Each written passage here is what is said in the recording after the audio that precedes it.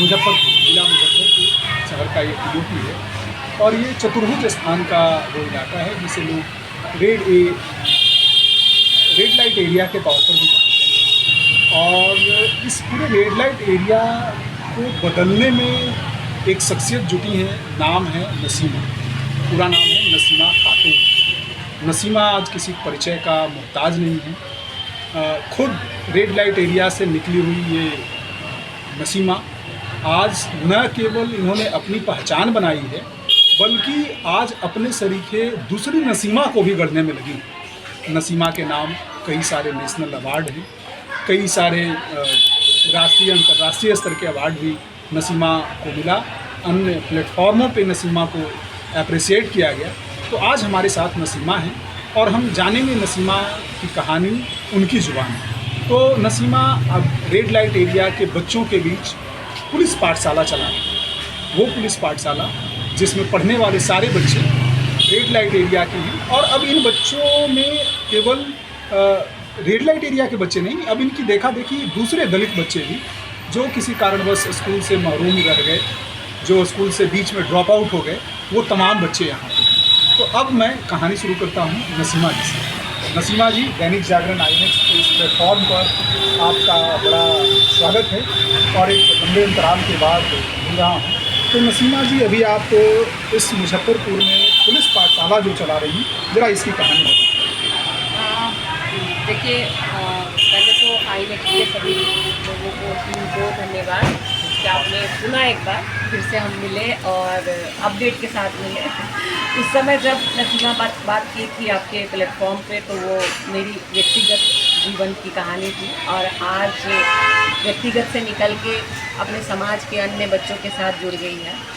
तो आपको पता होगा 2022-23 में यहाँ पे अवधेश दीक्षित करके चीफ मिनिस्टर आए थे।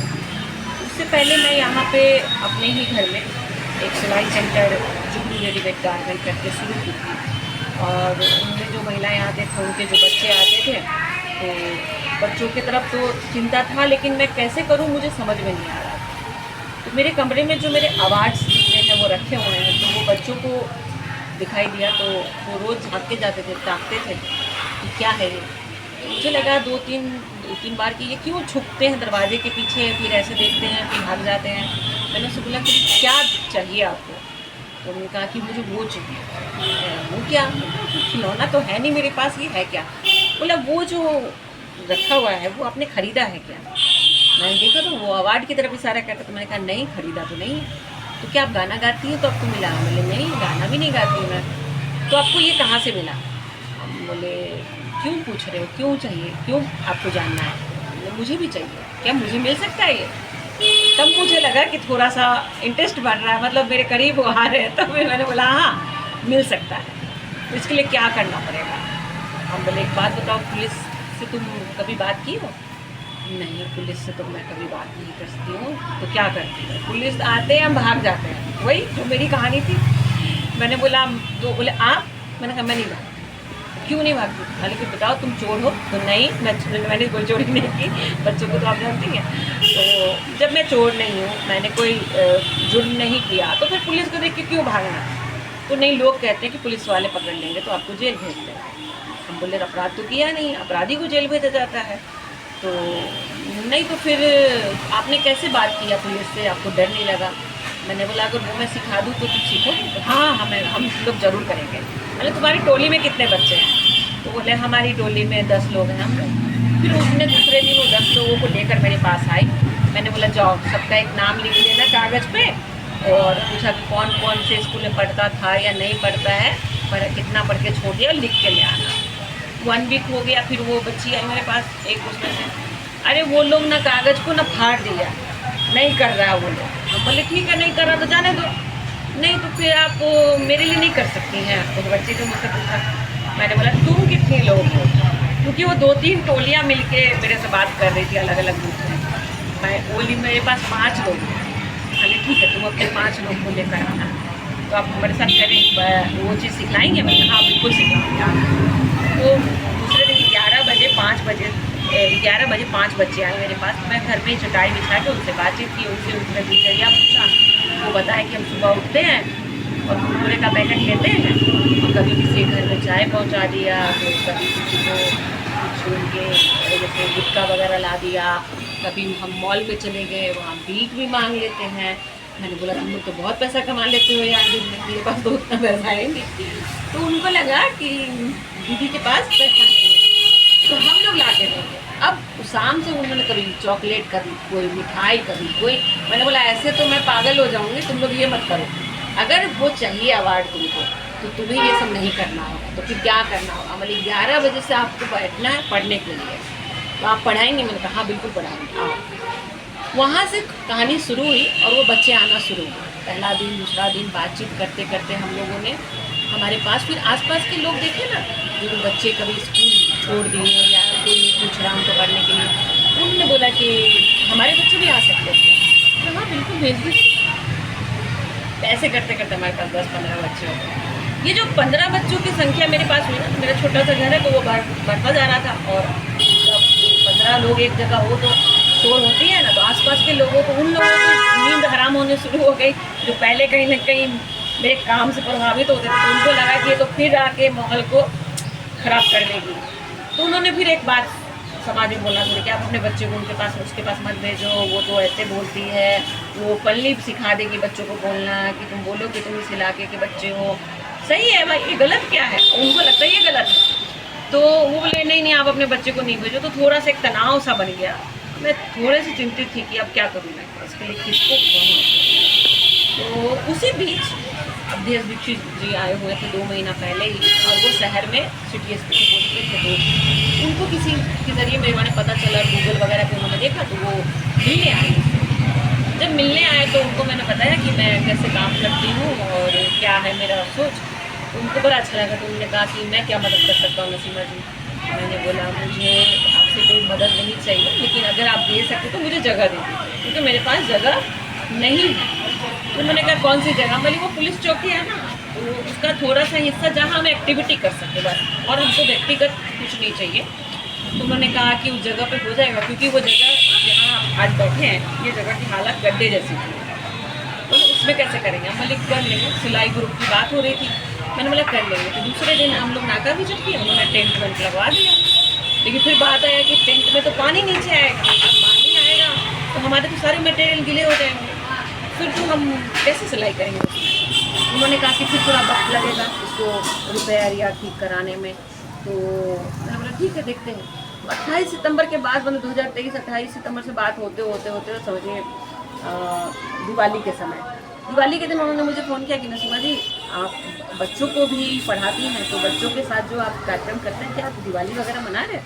मैंने बोला हाँ बच्चों ने दिया तैयार किया है और हम दिवाली सेलिब्रेट करेंगे, छोटा सा यहीं पे मना लेंगे। तो बोला नहीं आप वहाँ पर मत बनाइए, आप नाका पे आ जाइए। मतलब मेरे लिए वो फर्स्ट टाइम था, क्योंकि आपको मेरी कहानी पता है जो मैं हमेशा बोलती थी, रात को दादी भी बोलती थी उठ के 2 बजे भी कि वो उठ के खाली भी पढ़ो, ताकि पुलिस रेड कर रही है तो उनको पता चले कि पढ़ने वाली बच्ची है। तो मुझे तो वो पता था ना, और आज वो पुलिस वाले मुझे कह रहे हैं कि आप आइए हमारे साथ, और उसी पुलिस चौकी पे जहाँ आप कभी पैर नहीं रखते मोहल्ले में होने के बाद भी दिवाली मनाइए। जब हम अपने बच्चों के साथ यहाँ पे आए और इसी जगह यहीं बैठ के उन्होंने पूरे बच्चों का दिया वगैरह देखा, और उन्होंने कहा कि बच्चों में बहुत पोटेंशियल है, तो आप जो वहाँ पे बच्चों को पढ़ा रही हैं, आप वहाँ से यहीं आ जाइए ना नसीमा जी बच्चों को लेकर। हमारे लिए बड़ी अच्छी बात थी। मैंने बोला हाँ बिल्कुल सही। दूसरे दिन हमने 11 बजे से ये कार्यक्रम यहाँ शुरू किया, दिवाली के दूसरे दिन, समझिए 13 नवंबर। और पहला दिन तो हमारे बच्चे बहुत डरे हुए थे क्योंकि पुलिस वाले को देख के उनको रोना आ रहा था। 2-3 बच्चे रोने लगे। मैंने बोला क्यों रो रहे हो? नहीं पुलिस अंकल, पुलिस वाले हैं ना, पुलिस अंकल है, पुलिस वाले हैं हमारे, तो उनको पकड़ेंगे नहीं, हमको अरेस्ट कर। फिर मोहल्ले में एक बात हुई, अरे आपने बच्चे को आप कहाँ भेज रहे हो, पुलिस वाले ठीक नहीं होते। मतलब पुलिस वाले के छवि को लेकर बहुत डाउट पैदा कर दिया। मैंने बोला लोग जितने भी पेरेंट्स थे मेरे पास, उनको मैंने एक ही बात बोला कि ये आप एक बच्चे के माँ हो और आपको सिर्फ अपने बच्चे की चिंता है। मैंने अगर 15 बच्चे या आज 150 बच्चे की बात कर रही हूँ तो मैं उनकी माँ हूँ और मेरे ऊपर उन सब की जिम्मेदारी है। तो मैं सवाल ही नहीं है कि उनके साथ कुछ हो जाए, ये मेरी जिम्मेदारी है और मैं जब तक हूँ आप निश्चिंत रहें। अब उन 5 बच्चों की वजह से आज इस जगह बैठे हुए आपने देखा अंदर बच्चों की संख्या हमारे पास आज 150 बच्चे हैं। हम बहुत सारे पेरेंट्स को होल्ड पे रखे हुए हैं, होल्ड मतलब उनको रोक के रखे हुए हैं, क्योंकि हमारे पास जगह नहीं है, हमारे पास बिल्कुल जगह नहीं है। और शहर में भी लोगों ने जब ये जाना तो बहुत सारे लोगों ने सपोर्ट किया, खुल के सपोर्ट किया। तो पहले जो एक लोग कहते थे ना कि, या आज भी लोग कहते हैं कि अच्छे काम को लोग मदद नहीं करते, नहीं, ये गलत बात है। अगर आपकी नीयत अच्छी है ना तो मदद करने वाले ज़रूर आते हैं, और वो सही व्यक्ति को खोजते हैं कि मदद करना है। ये जगह गड्ढा था पूरा, लोगों ने ये जन सहयोग से कोई आके सेट लगाया, कोई आके गेट लगा दिया, पूरा बच्चों को पानी पीने का है तो वो अरेंजमेंट किया, पंखा का अरेंजमेंट किया, यहाँ तक कि डस्टबिन तक लोगों ने यहाँ में गिफ्ट किया है। बच्चों का कॉपी, नोटबुक, पेंसिल वो सब आके दे रहे हैं। तो ये जो एक हम उनको ये कह रहे हैं कि हमें आपसे कोई पैसा नहीं चाहिए। अगर आप वाकई में शिक्षित हैं और आप जानकार हैं, आप जिस भी फील्ड में काम करते हैं, तो कोई मैटर नहीं करता उससे कि आप IAS ऑफिसर ही होना चाहिए, नहीं। आप जो भी फील्ड में स्ट्रगल करके यहाँ तक पहुँचे हैं ना, वो बच्चों को आके पढ़ाइए। क्यों? क्योंकि जो लाइव एजुकेशन है ना, वो बहुत इंपॉर्टेंट है आज के डेट में। जिस तरह से सोशल मीडिया का एक पूरा वर्चस्व फैला हुआ है, उसमें बच्चों को वास्तविक एजुकेशन से जोड़ना एक चुनौती है कि रियल लाइफ क्या है। रियल लाइफ को आप ज़िंदगी ना माने, तो रील से रियल तक लाने में जो मेरी मशक्क़त रही है वो यही कि लाइव आप करो और लाइव आप देखो कि कैसे पुलिस अंकल आके पुलिस अंकल तक बने कैसे। वो पुलिस अंकल ने भी बताया कि मैं भी कभी पुलिस वाले से नहीं पढ़ा हूँ। सही बात है, उनकी भी है। जब वो पुलिस नहीं बने थे तो वो भी उनके से स्टूडेंट ही थे। बोले तुम्हारे पास तो आज फिर भी इतना कुछ है, मेरे पास तो ये भी नहीं था। मुझसे कोई पूछने नहीं आया कि बेटा तुम खाना खाए हो कि नहीं, तुमको तो यहाँ चॉकलेट खिला रहे हैं, आइसक्रीम खिला रहे हैं, या केक काट रहे हैं, बर्थडे मना रहे हैं। तो ये उनके लिए है, ये उनके पुलिस वाले की तरफ से। मेरे मुझसे पूछेंगे तो मैं वो नसीमा हूँ जिसमें आज तक ये कहती थी कि 2 बजे उठ के मैं पढ़ती थी पुलिस वाले को बताने के लिए क्या हम डॉक्टर सेक्स वर्कर। मैं सेक्स वर्कर नहीं हूँ, मैं उनकी बेटी हूँ। वो दो जो अलग अलग लोग हैं, और इस इलाके का जो एक विडम्बना कहिए कि मानसिकता लोगों ने बदल दिया है कि इस इलाके में सिर्फ गलत ही होता है, ये सोचना ही गलत है। जिस तरह अलग समाज में भी आप देख लीजिए, अलग कम्युनिटी में भी जाकर देखिए, वहाँ भी सब लोग 100% सही तो नहीं होते हैं, वैसे यहाँ भी है। अब रहा सवाल कि ये इलाका इसलिए ज़्यादा बदनाम है क्योंकि इनका पेशा तरीका अलग, जो समाज नहीं एक्सेप्ट करता, और तरीका इसलिए दूसरा नहीं मिला क्योंकि समाज ने दूसरा आयाम ही नहीं बनाया। तो रास्ता ही नहीं है तो जाएंगे कहाँ? और जब हमें कोई भी प्लेटफॉर्म मिलता है वो हमारा एक वजूद क्रिएट करता है। आज ये इन बच्चों का देखिए, आज मैं बोलती हूँ I'm डॉक्टर सेक्स वर्कर, लेकिन इन बच्चों से पूछिएगा बोलेगा पुलिस पाठशाला। अब पुलिस वाले से तो कोई किसी का बाप का नाम नहीं पूछेगा। आपने बाप का नाम लिया तो सच में ये एक तकनीकी परेशानी भी है, जैसे आधार कार्ड बनता है या और भी बर्थ सर्टिफिकेट बनता है या इस तरह की तमाम चीज़ें बनती हैं, फादर्स में एक मैंडेटरी कॉलम होता है। तो ऐसे में इन बच्चों के लिए ये पहचान नहीं, देखिए पेरेंट्स तो सबके हैं, आज के डेट में तो पेरेंट्स नहीं, ऐसा नहीं है, पिता भी है, लेकिन हम लोगों ने ये कॉमन किया। वो तो अब है ना, पिता के माता का नाम दे सकते हैं तो कॉमन है ना, तो ये कॉमन है। और हम लोगों ने, आप बच्चों को गले में आई कार्ड देखेंगे उसमें मदर नेम लिखा हुआ है, ऐसा नहीं है जिनके फादर उनका भी मदर नाम। क्यों? अब देखिए अभी तो अपने हमारे प्रधानमंत्री जी भी राशन कार्ड में महिला मुखिया ले रहे हैं ना। हाँ। तो ये कहीं ना कहीं ये सब खत्म हो गया है। और जब खत्म हो गया है तो अब फिर उस बात को दोहराने की आवश्यकता कहीं नहीं है। तो अब हम जो कर रहे हैं वो बदलाव की सीढ़ी चढ़ रहे हैं। तो अब जो हो गया सो हो गया। मैंने जो जीवन में संघर्ष किया वो मेरी लड़ाई थी, लेकिन अब यहाँ से बदलाव शुरू हो रहा है। यहाँ पे संघर्ष नहीं होगा, यहाँ पे बदलाव होगा। संघर्ष मेरे लिए था, अब यहाँ बदलाव। इन बच्चों के सहारे वो जो सेक्स वर्कर फैमिलीज, उनमें कुछ चेंजेस आपको दिखाई दे रहे हैं? अभी आपने सभी बच्चों को देखा है तो वाकई तो जय हिंद बोल के गए। अब जितने पेरेंट्स जितने चाहे वो जो भी काम कर रहे हैं, उनकी पर्सनालिटी ये है कि अगर आप इस इलाके से घूम जाए बोलेंगे आपका बच्चा पुलिस पाठशाला में पढ़ता है, अगर ये बच्चे उधर दिख गए आपको पहचान लेंगे तो आपको सैल्यूट मारेंगे। अब सोचिए वही गली है, वही इलाका है जहाँ एक नसीमा रात को 2 बजे सैल्यूट नहीं मारती थी, डर के मारे पढ़ के दिखाती थी और छुपती थी, भागती थी, कहीं ना कहीं लोगों से डरती थी, आज वही दलील है। और सबसे खुशनसीब मैं इस बात को मानती हूँ कि मैं जीते जी ये कर रही हूँ।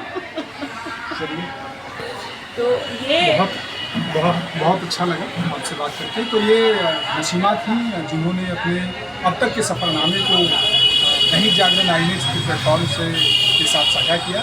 तो आदित्य झा के साथ मैं उज्ज्वल, दैनिक जागरण आईनेक्स लाइव के लिए मुजफ्फरपुर से।